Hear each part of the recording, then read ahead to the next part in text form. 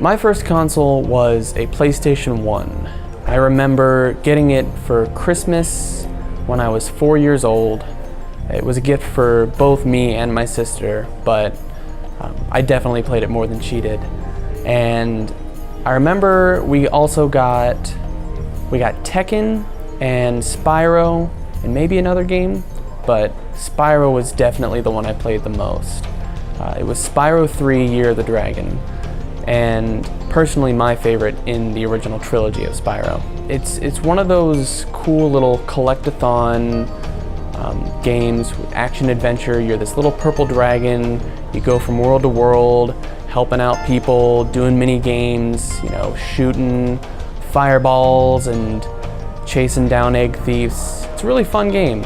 They just came out with the remastered version of all 3 original games, so I was really excited to hear about that, and I got it the day it came out, and I've been playing it, and it's really fun. And yeah, Spyro's just always been a really big part of my life, and I don't think a year goes by that I don't still play Spyro. I don't just like pull it out, sit down, and have a little bit of quality time with my little purple dragon friend. My first console was a Nintendo 64, and I think I got it when I was 8. I don't remember. And it was like a family console, so my brother and I would share it, and the only game I remember playing on it was Mario 64. And that was a great game. The graphics were terrible, but it was so fun. My brother and I would play it, like, it's not a group game, it's not a dual player, but like he'd play and then I'd play around and we'd take turns with it. It was just something we did as kids that we got along with, and I was more of an outdoor person. My first console was a Nintendo Wii. I got it for Christmas from my parents one year, and we played it a lot together. We played Wii Sports, we did the bowling game a lot, Mario Kart, stuff like that. It was a lot of fun, and I think it helped our family bond a little bit and connect.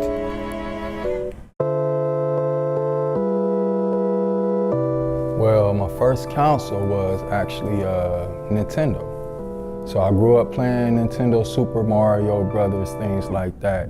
With my brothers, you know, I grew up in a single parent household, so the video game system was a way for me and my brothers to come together collectively and, you know, spend time together, you know, and we learned a lot of lessons as far as how to share and how to have patience, because when you have 3 brothers and you're the youngest of those brothers, you have to learn to be patient, wait your turn for things, you know, and you know, it was something that filled a void in our household with our father not being missing. Not saying a video game was a father in a way, but it taught us things, like I mentioned, patience, and it taught us how to come together and solve a problem. Because it might have been times on the video game, my brother might have not knew what to do, and I knew because I've been playing the game previously, or it might have been something I didn't know how to accomplish, or a task that I couldn't accomplish on my own.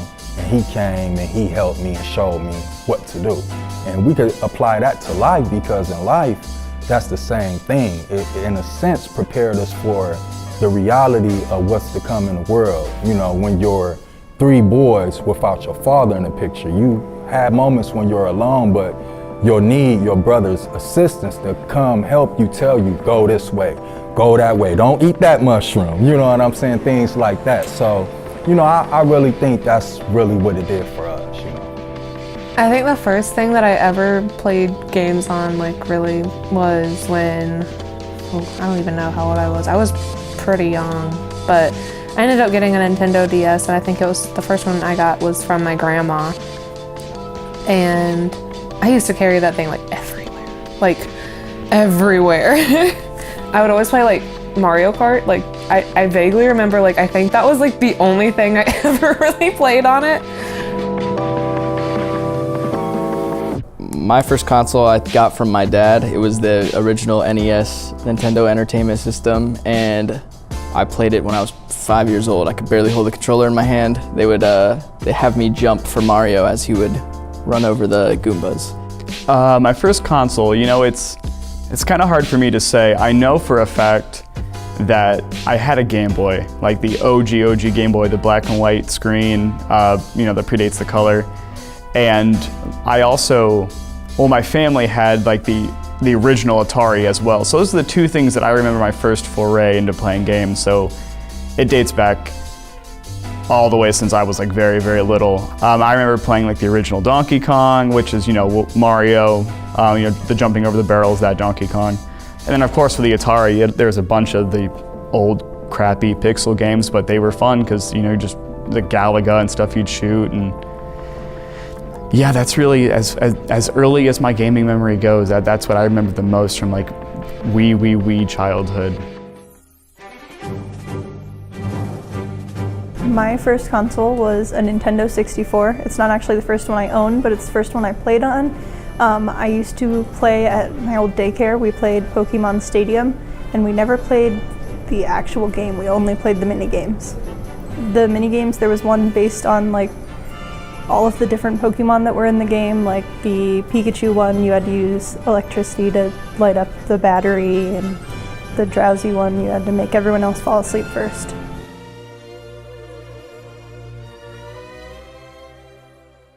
First console, the first console I got was an Xbox, original Xbox. I remember it was Christmas. I was about 10 years old. I was at my aunt's house and I got this console. I actually had no idea what it was. It wasn't like I had asked for an Xbox, you know, repetitively. But I got it, and as well as I got 3 other games that I got with it. I remember plugging it in at my aunt's house and trying to play some of the games. I believe the first one was Dead or Alive Extreme 2, which I think was supposed to be a present for my dad. It's not a child-friendly game by any means. I know the other one was Cabela's Dangerous Hunts, in which I got mauled by a tiger after about 5 minutes and decided that one wasn't for me.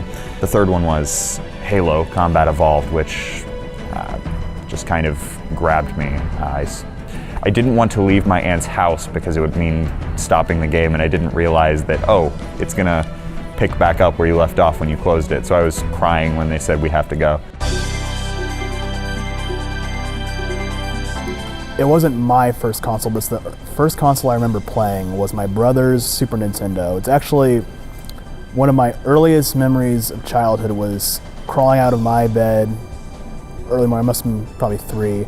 I wandered into my brother's room, and it was my brother and my 2 cousins asleep, like on the floor, with the Super Nintendo still playing, and like the home screen for the original Mario Kart playing. And I remember, like when I was growing up, I would always try and beat them at Mario Kart, and I never could. But when we did the battle mode, one of my best moments of gaming was outrunning a red shell, and but I was like the 4th screen, and none of them were paying attention to me, so they didn't see it. So, and they didn't believe me, but I did, and it was awesome.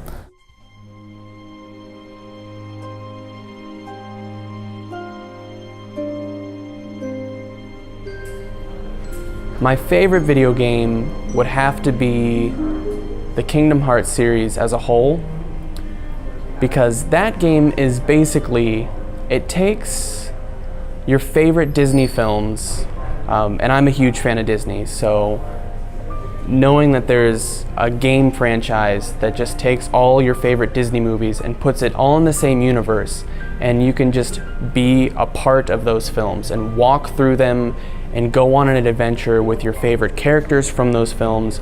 You can, you know, fight Jafar alongside Aladdin, and you can go to the Little Mermaid world and fight Ursula, and you can go to the jungle with Tarzan and swing on vines, and you're just walking through these movies that you've seen a million times, and you're like, yeah, that's the castle from my favorite movie, and you're in it now, you're part of the story. And that's amazing to me, to just be able to live through that. And with Kingdom Hearts 3 coming out in a couple months, that's probably my most anticipated game of all time. I don't know what I'm gonna do after Kingdom Hearts 3 comes out and I play that, because that's probably gonna be it for me. That's gonna be the best of the best video games that I will ever play. Breath of the Wild came out in 2017, and it is a beautiful Zelda game. The color schemes that they use and just the whole open world design, they really outdid themselves with it, because like it looks like a video game, but it also doesn't. It almost looks like a world, like when it's raining and like the clouds and the desert and the sandstorms that they have in it and the little side quests. It looks like a real world that like you could jump right into. Fighting can be pretty frustrating. There's these things called Lynels, and they're basically minotaurs. And there's this handy little thing in the game called the Blood Moon that every time the Blood Moon rises, and it's every full moon, all of the enemies you killed between the last Blood Moon and that one come back to life. And 2 times now I've killed Lynels and the Blood Moon rose, and the Lynels took all their stuff back and killed me. That was not fun. Lego Star Wars. I grew up with Legos, and I grew up with Star Wars, and just putting them together into one game was fun for me, and I was able to play it with a lot of my friends. A lot of my childhood was playing that game with my friends growing up, and we just bonded a lot through that, and it was a lot of fun.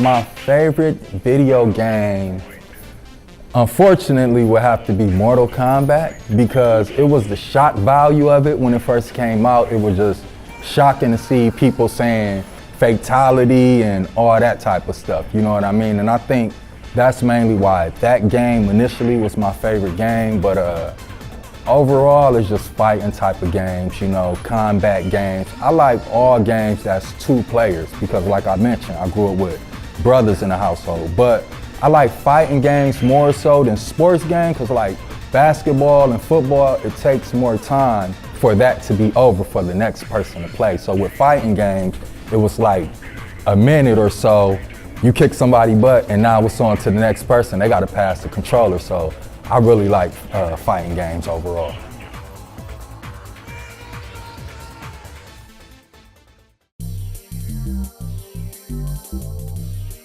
I would also play like Mario Kart a bunch. I still play Mario Kart a bunch. I love Mario Kart. But I feel like Mario just in general was like big get-go for me, like when it came to like playing games. Mario Kart has been a game that has been part of my life for far too long. First time I played Mario Kart, I was probably 7 on the Mario Kart 64. And next was the Nintendo DS version, Mario Kart DS. And when that came out, I had to buy it for myself. I bought the DS for myself and everything. So as a 10-year-old, after investing that much money into something, it became my life. So that entire summer was dedicated to becoming a master at Mario Kart. And from here on out, every Mario Kart game is like a piece of cake for me to just smash through. I'm very well practiced. It's really hard for me to sit down and pinpoint what is like my favorite game, because I hold them all to different standards of a different caliber. Like for example, there's an indie game called Undertale, and it has a huge fan base and a huge following. It was made by one man. I think I played it about a year after it came out, but it had this huge hype, this huge release. Everyone loved it, and it is an amazing game. And the reason that game like really affects me and is one of my favorites is because I didn't play it until a couple days after my grandma died. It's a game, like a huge premise of that game is that you can either choose to kill everything or choose to let everything live. And it, like in every little decision that you make, like very minuscule, completely changes the entire game. There, like what I would consider the true ending is called the pure pacifist run. And it's when you don't kill anything and you do that through the whole entire game. Once you get the true ending and it's really happy and like everyone's happy, it's like a true fairy tale happy ending. When you go and restart the game, one of the characters asks you as a person, like, do you want to erase like what you've done? Like, do you want to restart like this perfect world that you created? And like, I just remember crying.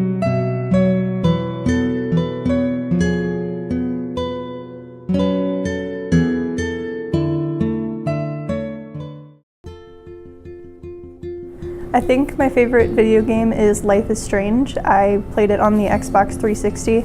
I used to play it with my ex-boyfriend all the time, and it's a game where the main character has powers that can reverse time. So if you make a wrong decision, you can go back and change the decision that you made, but you can only do that so many times or you'll hurt her. Star Wars, Knights of the Old Republic 2. I liked that game. It was one of the first games I played aside from those three, and it's a Star Wars game, but it's got a very interesting story to it that is not anything like any of the other Star Wars movies or games. The mechanics of the game are all kind of modeled around D&D, which I didn't know was my favorite thing ever yet when I first played that. And that it kind of was a very simple thing because that was something that I was learning to do at about the same time. It was a really interesting mechanical experience, like an interesting gaming experience, really engaging, but it was also simple enough for a kid to play it for, after about 80 hours, managed to beat. I don't think it's supposed to be 80 hours, but it took me 80 hours.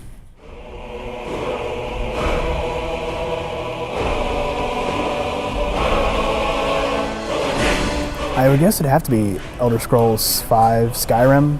It came out 7 years ago, and I'm still playing it almost every week at least. And I've put literally thousands of hours on it. You know, trying new characters, trying new builds, trying to discovering new things, and I'm still discovering new things. Like it's great. I just love the role-playing aspect of it. I love the scope of it and the scale of it, and I'm hoping I get to see Elder Scrolls 6 before I die, hopefully. I definitely spent a lot more time indoors because of video games than I would have, but at the same time, the experiences I got during that time, I guess maybe one of the biggest ways video games impacted my life was League of Legends. It's constantly referred to as like a super addicting game. The people who play it are playing it every day. It's something you're always on, and it was like that with me. But it was also because of our friend group. So like coming into high school as a freshman, my first group of friends were all a bunch of goofballs that would come home from school every night and play a bunch of games of League of Legends together, and that tradition stuck with us for years and years. Even after we went off to separate colleges, we'll still get on the computer and play League of Legends together because it's just something that we always do. I think the creativity about it, like creating worlds and having that interactive aspect of it, that's something that I like, and I'm a story writer. That's something that I like to do, and seeing people develop these stories and create them into games where people can control what goes on and what happens in them. That's really cool to me because I do that. I write stories that I can share with people, and I feel a connection there. I definitely think games have the opportunity to bring people together. It's weird. I mean, I know there are a ton of people who have met through games. I've been to plenty of events. I've been to PAX East multiple years, and I've seen multiple people from guilds and MMOs, massive multiplayer online games. They'll come there and be like, I'm in this guild, my username's this, holding up big posters and banners, and then people coming up and they're wearing name tags of their username, and they're meeting for the first time in real life, but they've talked and are practically best friends online, and now they're meeting for real in real life and seeing who this person actually, I mean, of course you can show pictures and stuff, but there's still something really weird and really real, obviously, about meeting someone that you've only ever just read text or maybe talked to in a party chat or something like that. You know, when you're a kid and you don't really have friends because for whatever reason you're different than everyone else, or you don't share the same interests, or you're more interested in Star Wars than everyone else. Video games can be, a way to pass the time, but also kind of a way to feel like, there is something that, is for you. I've especially liked role-playing games. I like the idea of being able to step into the role of a hero, because that's, something that everyone wants to do but doesn't really get the chance to do in their life. And I think growing up, that was something that I was really interested in, was telling stories and being the characters as opposed to just watching them. probably my earliest memories of a video game, and they've been pretty constant in my life throughout my whole life, and they've like taught me to be more like carefree about how I approach a situation, how to think on my feet, how to really just how to enjoy new things, because I think a good video game like takes you through a story and treats itself like it's a piece of art for you to like digest and find something new about yourself. And I really love that aspect of gaming. I love like the story, how intimate that form of storytelling is. You don't really get that with the movie, because you're as invested as you can get in a movie, you're still a passive. Your relationship with it is very passive. And with a good video game, you are the sole like arbiter of your own experience. So if a game is good and you play it and you play through it and you give it your time and attention, you'll have like an experience that no other form of art can capture, really. It's really cool to be able to share your experiences with somebody else and just kind of recollect how you went about a certain game. Because there are games where you can go through a certain path that someone else would never even thought to take. And you'll go, oh, you should check this out. Go into this level and look behind this, and there's a secret chest back there, and it'll change the whole game for you. And I love those little things, and just meeting people and sharing those sort of experiences is really one of the things I love the most about video games, which is kind of why I made this documentary, because I want to be able to talk to people and hear their experiences